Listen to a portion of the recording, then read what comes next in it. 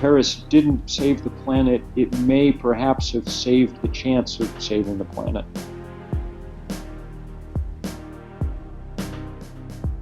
The part that was good about the outcome was the commitment to a serious target, 1.5 to 2 degrees rise in temperature. I thought the part that was a little less good was that the plan that went with the target gets us to about a 3.5 Celsius degrees rise in temperature, which is way more than the world can deal with. So, we're sort of at the moment in the position of the very, very overweight person who's announced that they would like to lose a lot of weight, but hasn't yet reconciled themselves to the fact that that's going to require eating differently and exercising.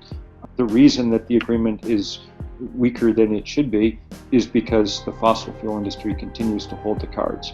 We need people to understand that these guys are not just filthy rich, they're filthy. This is the biggest industry in the world, and it's basically purchased one of our political parties and terrified the other. If they carry out their stated business plan, then the planet tanks. We just have to keep building a movement that can somehow balance their money.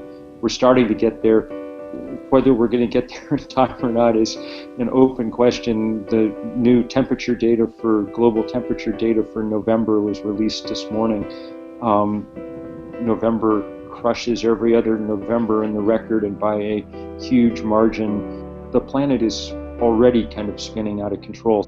If we tarry, we're going to have to make the transition eventually anyway, but then we're going to do it against the backdrop of a failing planet.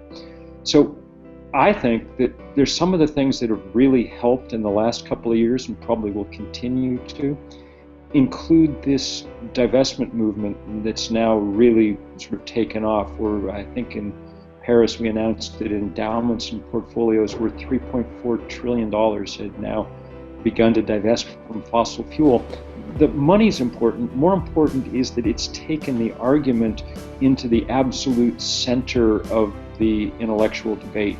3 years ago, this discussion about stranded assets and unburnable carbon, I was writing it in Rolling Stone. Now it's the governor of the Bank of England, it's Deutsche Bank, it's the World Bank, it's the IMF. People are understanding that we have to keep it in the ground, at least intellectually. The good news is that our colleagues who are engineers are doing their work.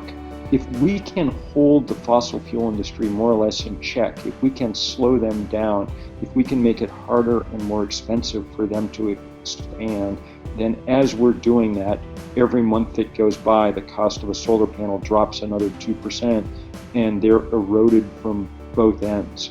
They're enormously powerful, enormously rich, but they're also enormously vulnerable.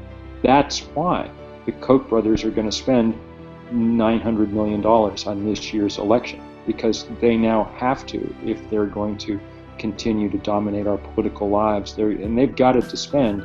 We've got to figure out how to match it with the currencies that we can bring, which are the currencies of movements, passion, spirit, creativity.